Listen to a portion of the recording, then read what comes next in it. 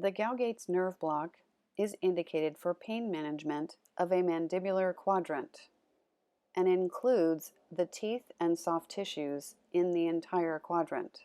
It is considered a true mandibular block. Extraoral landmarks for this injection are important.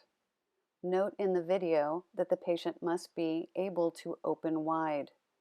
The clinician can palpate the neck of the condyle, identify the tragus and intertracheal notch, as well as the commissure of the patient's lip. There is typically a consistent angle from the commissure to the intertracheal notch that lines up with the directionality of the syringe.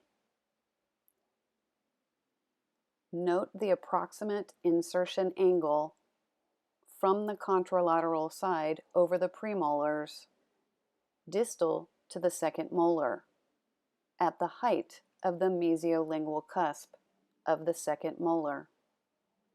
Once the clinician has identified and visualized both intra and extraoral landmarks and determine appropriate retraction, they will uncap the syringe,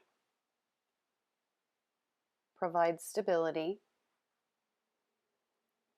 and identify the penetration location distal to the second molar at the height of the mesiolingual cusp. The needle pathway for this injection is higher and more variable than the IA.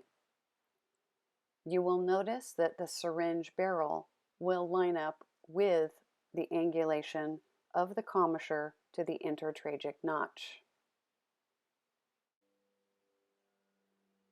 Observe in the video how the clinician is holding the syringe parallel to the line between the commissure and the intertracheal notch. Note all views from multiple angles to assist you in the angulation for this injection.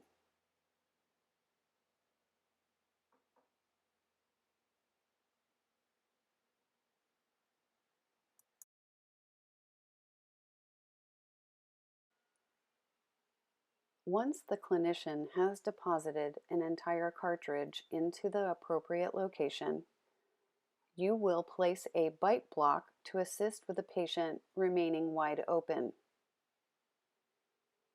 Note for safety, tie a small piece of floss to the bite block. Once the bite block is placed, you will sit the patient upright for a minimum of 2 minutes to allow that local anesthetic solution to travel to the appropriate nerve location. Extended verbals for the Gaugate's nerve block. Medical history has been reviewed and there are no changes. Vital signs are within normal limits and there are no contraindications for local anesthesia. I will be using 20% benzocaine topical for 1 to 2 minutes, 2% lidocaine with 1 to 100,000 epinephrine expiring January 2018, and a 25 gauge long needle. The injection is the Gaugate's nerve block. The Gaugate's anesthetizes the mandibular teeth in one quadrant, as well as the buccal soft tissue, and potentially including the buccal nerve up to 75% of the time. The lingual soft tissue, the floor of the mouth, and the anterior 2/3 of the tongue. The insertion site is directly posterior to the maxillary second molar at the level of the mesiolingual cusp. The depth of penetration is 25 to 30 millimeters.